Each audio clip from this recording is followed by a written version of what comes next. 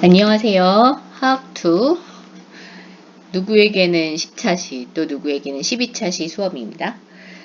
2단원의 반응 엔탈피는 결합 에너지와 어떤 관계가 있을까라는 소단원 두 번째 내용을 하게 될 거예요. 자, 대단히 어렵진 않습니다. 교과서 88페이지, 89페이지를 펴주세요. 자, 선생님이 거기 활동하기 추론 이 부분에 있는 거를 지금 이제 그림 문제를 따놨는데 한번 볼까요? 기체 상태의 두 수소 원자가 결합하여 수소 분자가 형성되는 과정에서 에너지 변화를 나타낸 것이다. 우리 공유결합 형성하는 부분에서 화학원에서 다뤘던 내용이죠. 원자들이 멀리 떨어져 있을 때는 서로 별다른 인력도 없고 에너지도 그냥 평범한 상태 0이니까 안정된 것일까? 라고 볼 수 있지만 실제로 그렇지 않아요. 원자로 있을 때가 좀 불안정한 상태고 얘네들이 서로 가까워지면서 인력이 점점점 커지게 되면 에너지가 낮아지게 되죠. 에너지가 낮다는 건 안정되었다라는 의미로 받아들일 수 있어요. 점점 거리가 가까워지면 안정된 상태로 갈 수가 있어서 그게 어느 포인트가 되는 지점, 어느 지점에 가면 최고로 안정된 상태로 만나게 되죠. 요때 결합이 형성이 돼요. 근데 이거보다 더 가까워지면 전자구름이 너무 많이 겹쳐져서 원래 공유결합 자체가 전자를 공유하는 거라 전자구름이 좀 겹쳐지긴 하지만 너무 심하게 겹쳐지면 반발력이 커지기 때문에 오히려 더 불안정해지기 때문에 완전 과도하게 가까워지는 것까지는 말고 결국은 원자들이 가까워져서 결합하게 되면서 에너지가 가장 낮은 상태가 되었을 때, 가장 안정한 상태가 되었을 때 결합이 형성되더라 라는 것과 관련된 그래프예요. 뭐 작년에 배웠으니까. 그리고 이렇게 말하면 좀 웃긴데 마이너스 에너지잖아요. 선생님 자꾸 애들이 물어봐요. 선생님 에너지가 어떻게 마이너스예요? 이렇게 물어봐요. 근데 이견 에너지의 변화량을 의미하는 거예요. 앞에서도 배운 것처럼 얘가 가진 어떤 에너지가 있었어요. 우리가 그 고유한 에너지를 정확히 측정하기 어려워요. 그런데 결합이 형성될 때는 여기보다 에너지가 이만큼 방출되더라 라는 의미로 받아들이면 돼요. 에너지가 이만큼 방출되면서 작은 에너지 안정된 상태로 이렇게 에너지가 떨어지게 되는 그래프다라고 보면 되겠죠. 그래서 쉽게 생각하면 수소 원자가 수소 분자가 될 때는 에너지가 방출되는 발열 반응이 있구나. 이렇게도 한번 생각해 볼 수 있어요. 자, 그런데 1번에 안정한 수소 분자, 여기죠, 여기. 안정한 수소 분자 상태는 두 수소 원자가 서로 멀리 떨어져 있을 상태보다 얼마나 더 안정되겠어요? 처음에 거의 0의 에너지 상태 레벨 0, 0의 레벨에 있다가 마이너스 436의 레벨로 내려오게 되는 거죠. 요만큼 더 안정된 상태가 되는 거예요. 우리가 이렇게 말할 수 있어요. 그래프 상에서 요렇게 내려오는, 그러니까 요 원자로 있을 때보다 436kJ만큼 더 안정하다. 근데 이게 요 퍼몰이잖아요. 1몰당, 1몰 만들어지는 거당 그렇다라는 걸 보면 되겠고, 두 번째, 수소 분자를 수소 원자가 서로 멀리 떨어져 있는 상태로 여기 있던 애가 여기로 다시 올라가려면 얼만큼 필요해요? 여기로 이렇게 올라가야 되는 거잖아요. 그러니까 얼마? 436kJ만큼의 에너지가 필요하겠구나 라고 볼 수 있어요. 요거를 요 개념을 좀 잘 기억해 두고 우리는 이런 상태로 존재하는 것들을 주로 보는 거예요. 이렇게 존재하는 애들은 불안정해서 우리가 잘 보기 어려워요. 우리는 요 안정된 상태 애들을 주로 보고 요런 애들이 주로 존재하는 형태구나 라는 걸 기억해 두면 돼요. 자, 그래서 정의가 또 하나 나오죠? 두 원자가 결합해서 안정한 분자를 만들었을 때 그럴 땐 에너지가 어떻게 돼요? 안정한 상태가 되면 에너지를 방출하겠죠? 그리고 반대로 결합을 끊으면 오히려 불안정한 상태가 되는 거잖아요. 그러니까 그럴 땐 에너지를 흡수하게 되더라. 근데 이때 이 결합을 끊을 때, 결합을 끊을 때 필요한 에너지는 우리가 결합 에너지라고 부른다. D라고 쓰기도 하고 그냥 델타 H라고 쓰기도 해요. 그리고 결합을 끊을 때 필요한 에너지니까 일종의 흡열 반응이죠. 그래서 결합 에너지는 플러스 값을 갖겠죠. 그래서 이렇게 우리가 델타 H로 이렇게 표현되게 써줄 수 있다. 요 델타 H가 H2 수소 분자의 결합 에너지구나 라고 말할 수 있다.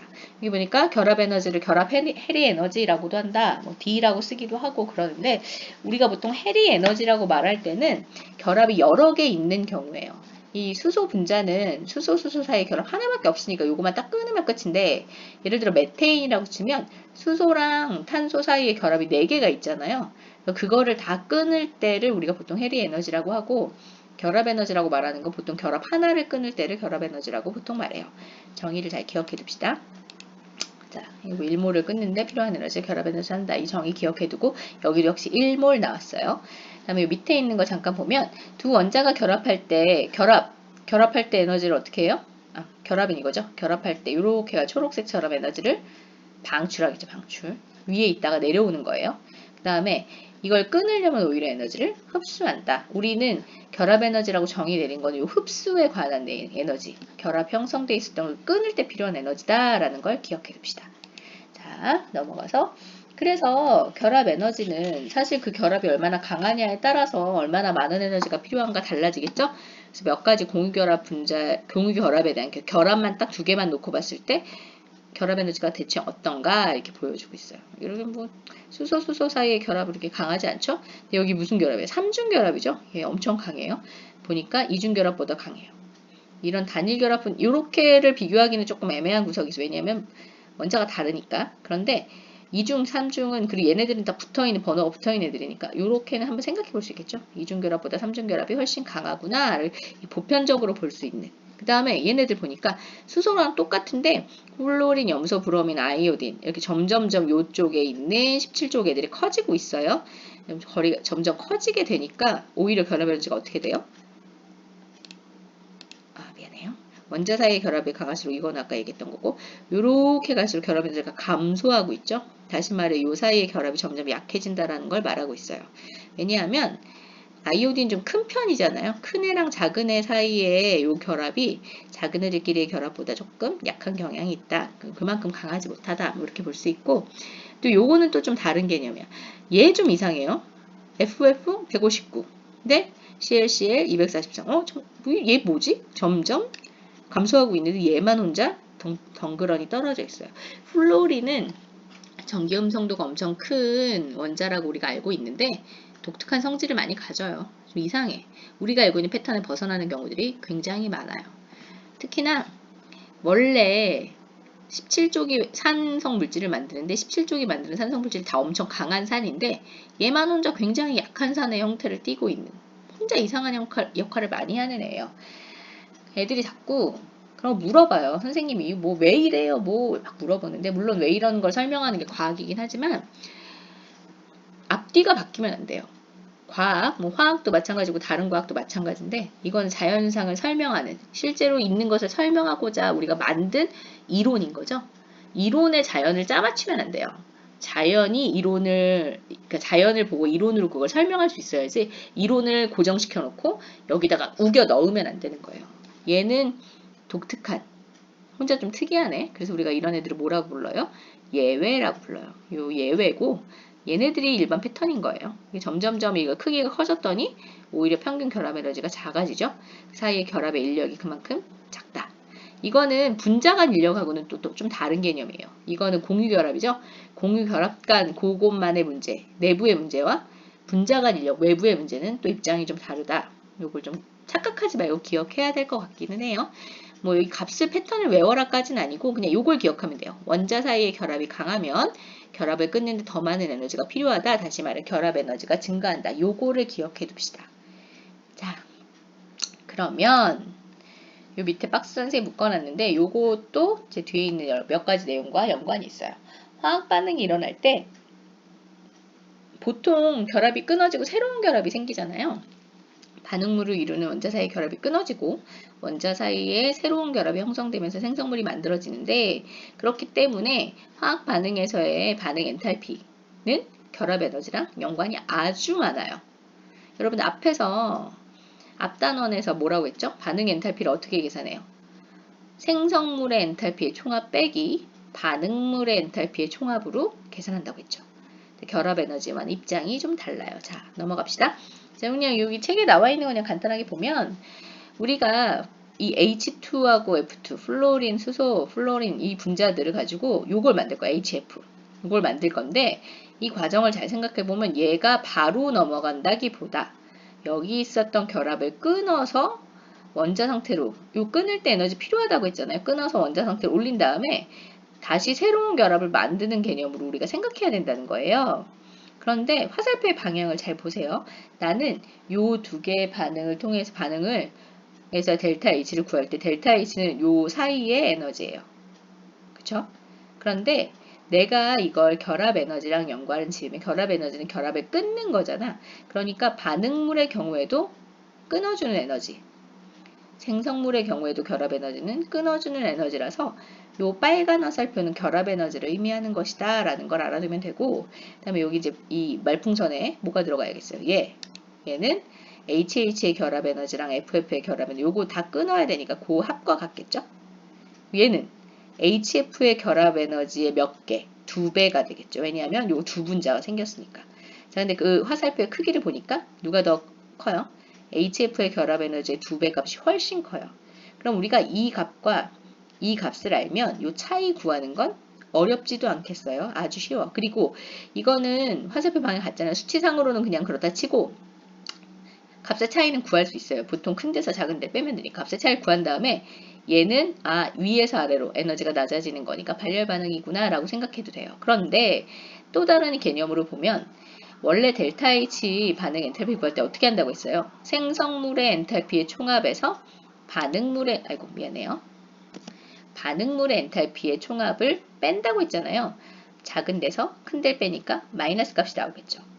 근데 결합 에너지는 기준 라인이 밑에 있는 게 아니라 어디 있어요? 위에 있죠. 기준선이 틀려. 그러면 계산 방식도 반대로 해야겠죠.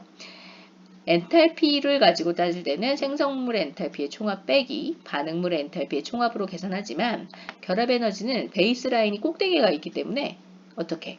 반응물의 결합 에너지의 총합 빼기 생성물의 결합 에너지의 총합으로 반대로 계산을 해야 델타 H를 구할 수 있다. 이걸 기억해 둡시다. 일반적으로 델타 H를 구할 때는 기준 라인이 밑에 있어서 그냥 단순히 엔탈피의 변화를 구할 때 생성물 엔탈피 빼기 반응물 엔탈피로 하지만 결합 에너지면 입장이 반대가 된다. 여기를 기준 라인으로 잡는다. 그러니까 식도 반대로 계산한다. 이걸 기억해 두면 되겠죠. 자, 분자 모형으로 이 반응을 체험해보자. 분자 모형 안 만들었으니까 반응이 일어날 때 끊어지는 결합과 생성되는 결합 아까 얘기했죠. HH, FF 끊어지고 HF 만들면 되겠죠. 이렇게. 그 다음에 델타 H1, 델타 H2 아까 얘기했죠. 이런 것들이에요. 빈칸에 썼고. 그 다음에 이 반응에서 요거 구하라 했어요. 요거 어떻게 구하면 된다고요? 델타 H1 빼기 델타 H2로 계산해야 돼요. 기준 라인이 위로 올라가서 거꾸로 계산한다.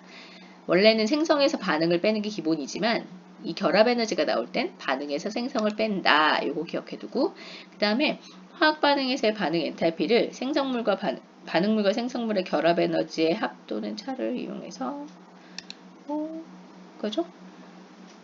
반응물의 결합을 모두 끊고 생성물의 결합을 다시 만들어주는 이런 패턴으로 보는 게 맞는데 결국 계산 어떻게 한다? 결합 에너지로 따질 때는 반응물의 결합 에너지의 총합 빼기 생성물의 결합 에너지의 총합으로 계산한다. 요 베이스 라인이 결합 에너지를 따질 때는 일반적인 엔탈피 변화 계산과 반대다. 요거를 기억해 둡시다.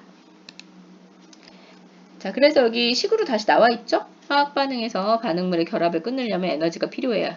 엔탈피가 증가해요. 또 새로운 결합이 형성되는 과정에서 에너지가 방출되므로 엔탈피가 감소한다. 뭐 이런저런 구구절절한 설명 다 빼고 결국은 결합 에너지를 가지고 우리가 델타 H를 구하려면 어떻게 해야 한다?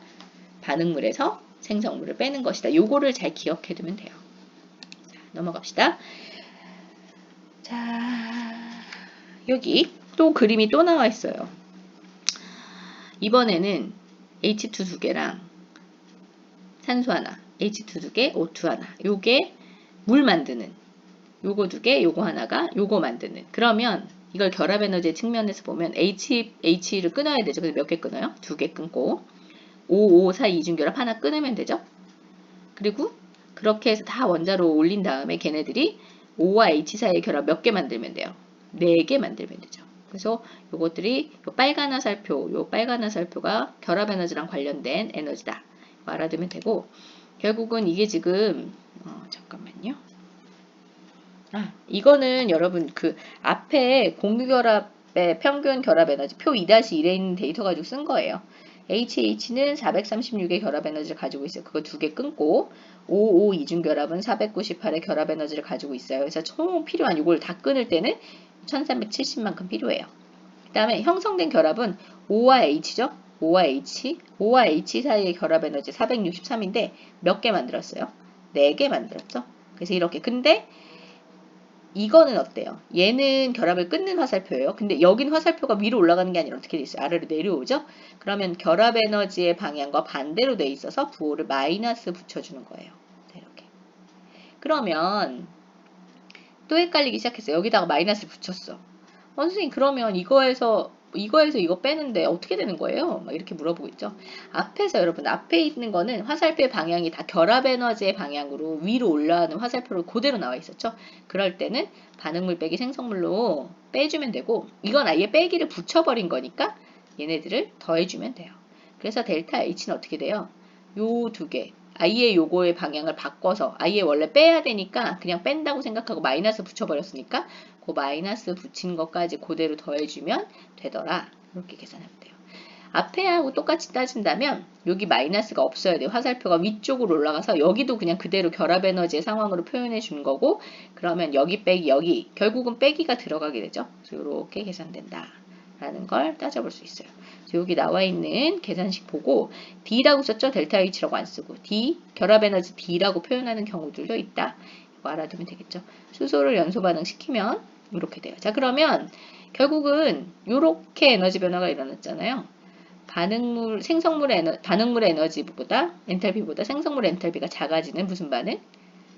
발열 반응이죠. 이거 볼 수 있어요. 계산식에 대해서 좀 봐두고 여기 좀 헷갈릴 수 있는데 여기 아예 마이너스를 붙여버린 이유는 화살표 방향이 결합 에너지의 방향과 반대이기 때문에 그런 거예요. 왜냐하면 어차피 빼줘야 되기 때문에 그냥 빼놓고 시작한 거라 여러분들 굳이 이렇게 안 해도 되고 각각의 에너지를 그냥 그대로 결합 에너지를 구하고 반응에서 생성을 그냥 빼주면 돼요. 그 식이 그냥 이거다. 이걸 받으면 되겠죠. 넘어갑시다. 자, 헬스 법칙. 자주 응용돼서 나오는 법칙이고 뒤에 가서 또 다른 아까 뭐 르샤틀리의 법칙 얘기했었는데 그런데도 영향이 있는 법칙이에요. 이건 산 정상을 가는데 가파르게 직선으로 가는 코스가 있고 지그재그 가는 좀 덜 힘들게 지그재그 가는 코스가 있어요. 근데 우리가 이걸 반응이라고 치면 시작점과 끝점이 똑같으면 반응 엔탈피는 같아요. 이거는 마치 물리에서 이동거리 계산하는 거랑 똑같아요. 이동거리. 여러분들 그 변이죠, 변이. 이렇게 지그재그로 가든 어떻게 가든 시작점에서 끝점까지의 직선 코스를 변이라고 하잖아요. 그거랑 같다고 생각하면 돼요. 그래서 화학 반응이 일어날 때 경로가 여러 가지 있을 수 있지만 경로가 달라져도 역시 선생님 오타가 있었어요. 반응물 아니고 반응물과 생성물이 같으면 엔탈피는 같다. 요걸 기억해 둡시다. 처음과 끝이 같으면 중간에 아무리 많은 단계를 거친다 하여도 총 반응 엔탈피는 늘 같아요. 이거를 알아둡시다. 경로는 중요하지 않다. 시작과 끝이 뭐냐가 중요하다. 뭐 이런 것들 알아두면 되겠죠. 자, 넘어가서 그래서 결국 요거만 잘 따질 수 있으면 대단히 어렵지 않아요. 자, 메테인의 연소 반응을 이 그래프를 보니까 경로를 두 가지로 생각해 볼 수가 있어. 일단 메테인이 산소랑 만나서 한 방에 이산화탄소랑 물이 될 수도 있고 근데 이 물이 뭐예요? 액체 상태의 물로 한 방에 만들어질 수도 있고 또는 얘가 일단 연소하면 뜨겁잖아요. 연소하면 뜨거워서 일단 기체가 되었다가 상온으로 식으면 액체로 바뀌는 형태로 경로를 하나 거쳐서 갈 수가 있어요. 여기서 여기까지 시작과 끝은 똑같지만 중간에 한 단계를 거치냐 안 거치냐의 에너지 차이가 있냐를 묻는 건데 한 단계로 일어날 때는 마이너스 890만큼 델타 H가 마이너스 890만큼 되는데 내가 경로를 하나 거쳤어. 여기는 마이너스 800이 그 이산화탄소랑 수증기가 이산화탄소랑 얘가 물로 되는데 마이너스 88만큼. 그럼 요 두 개 더하면 얼마예요? 마이너스 890이죠. 경로를 중간 하나 거쳐도 시작과 끝이 같으면 전체 합은 똑같다. 반응 엔탈피는 같다. 요거 기억해두면 돼요. 그냥 이렇구나 정도 알아두면 되고 이런 것들 응용해서 에너지 구하는 문제들 나올 수 있어요. 문제를 좀 풀어봐야 사실 좀 익숙해져야 쉬운 거라서 자, 어쨌거나 경로가 뭐 여러 가지가 있는데 얘가 다이렉트로 가는 방법이 있고 한 단계 거쳐가는 방법이 있는데 결국 여기로 가는 거죠. 시작과 끝이 여기면 한 번에 가든 경로를 거치든 다 합하면 똑같다. 그걸 이용해서 모르는 엔탈피 같은 걸 구하는 그런 류의 문제들이 나올 수 있다. 이 정도 알아두면 될 것 같고 그걸 제안한 사람은 헬스라는 사람이에요. 선생님 헬스 초상화를 진짜 처음 본 것 같아요. 헬스의 초상화가 어디 나온 적이 없었는데 이 사람이 러시아 화학자라고 되어 있죠. 이 사람이 이런 얘기를 했어요. 어떤 반응이 일어날 때 반응물의 종류와 상태, 생성물의 종류와 상태가 같으면 한 단계로 진행되든 여러 단계로 진행되든 반응 엔탈피의 총합은 같다. 이걸 기억해두면 돼요. 알아두고, 자, 그래서 거기 스스로 풀이하기까지 보면 이 시간에 할 거는 다 한 것 같은데 한번 봅시다. 내가 선생님이 자료를 만들어 놓고 나중에 지금 녹화를 하다 보니까 자꾸 어디까지 했는지를 까먹어요. 자, 봅시다. 흑연이 충분한 양의 산소와 반응을 해서 이산화탄소를 생성할 때, 흑연이 충분한 양의 산소와 반응해서 이산화탄소를 생성할 때 이렇게 가는 거죠. C하고 O2가 CO2가 되는 이때 반응 엔탈피가 마이너스 390, 미안해요. 마이너스 393.5예요. 그리고 일산화탄소가 산소랑 연소해서 이산화탄소가 될 때 마이너스 283.0이에요. 그러면 얘는 마이너스 283.0이라고 했고, 그리고 얘가 마이너스 393.5예요. 근데 내가 알고 싶은 건 흑연이 일산화탄소가 되는 거죠. 그러면 이제 의아함이 생기죠. 선생님, 흑연이 일산화탄소가 되는데 여기 요 단계는 산소가 있는데요? 라고 물어봐요. 근데 참 잘 보세요. 요렇게 요 보라색 요 사이 요 단계만 보면 O2가 들어가서 2분의 1 O2가 남았으면 결국 얼만큼이 쓰인 거예요? 2분의 1 O2만 쓰인 거죠. 그래서 요 단계의 반응식은 요게 되는 거죠. 요 반응식인데 여기에 O2가 들어가도 2분의 1 O2가 남았기 때문에 실제로 사용된 것은 2분의 1 O2만큼 여기가 기억이 되죠. 요걸 알고 싶은 거예요. 그러면 시작점과 끝점이 똑같으니까 어떻게? 둘의 차이가 여기에 들어가야겠죠? 그 둘의 차이가 얼마겠어요? 마이너스 110.5 이렇게 되는 거예요. 이거 그림으로 그렸으니까 그렇다 치고 만약에 내가 그림으로 안 그렸어. 그러면 어떻게 해야 되냐면 아는 애 모르는 애가 있잖아요. 나는 얘를 구하고 싶은데 얘네들밖에 몰라. 그러면 요 두 개의 반응식을 가지고 얘를 만들어 보면 돼요. 탄소 왼쪽에 있어요. 그쵸? 일산화탄소가 어디로 가야 돼요? 일산화탄소가 오른쪽으로 가야 되는데 이 반응식에서 일산화탄소는 왼쪽에 있죠? 그럼 얘가 오른쪽으로 가려면 얘를 빼줘야 되는 거예요. 얘를 빼. 그럼 얘를 빼면 얘가 오른쪽으로 갔어요. 그리고 얘는 마이너스가 되겠죠? 그러면 O2랑 마이너스 2분의 1 O2, 2분의 1 O2만 남죠. 그리고 CO2 있고 아까 이거 빼주는 거였으니까 마이너스죠? 플러스 마이너스 지워지겠죠? 원하는 반응식으로 만들어질 수 있어요. 그러면 델타 H도 똑같이 계산하면 되죠. 내가 여기 반응식에서 이걸 뺐으니까 델타 H1에서 델타 H2를 빼면 요 값이 나오는 거예요. 그게 얼마다? 마이너스 110.5kJ이다. 이렇게 되는 거예요. 반응식을 수식 전개하듯이 내가 원하는 반응식을 만들기 위해서 더하고 빼고 하는 방법을 찾아보고 이 방법이면 되겠어 하면 그대로 요것도 그 방법대로 계산해주면 내가 원하는 반응, 여러화학 반응의 반응식의 델타 H를 구할 수 있다.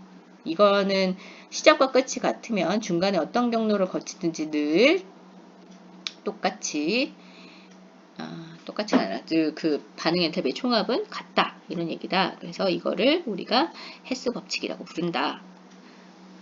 한참 얘기하다가 갑자기 생각이 나는데 선생님이 아까 르샤틀리에 법칙이 뭐 이걸 응용한다고 그랬는데 르샤틀리에 원리는 또 다른 거였네요. 평형하고 관련된 또 다른 거였는데 선생님이 착각하고 또 앞에서 말했어요. 그거는 뒤에 가서 또 나중에 배우면 다시 개념 정리하면 되니까. 그러면 이 뒤에 내용은 선생님이 안 넣은 것 같은데 끝났어요. 오늘 여기까지만 하면 되겠네요.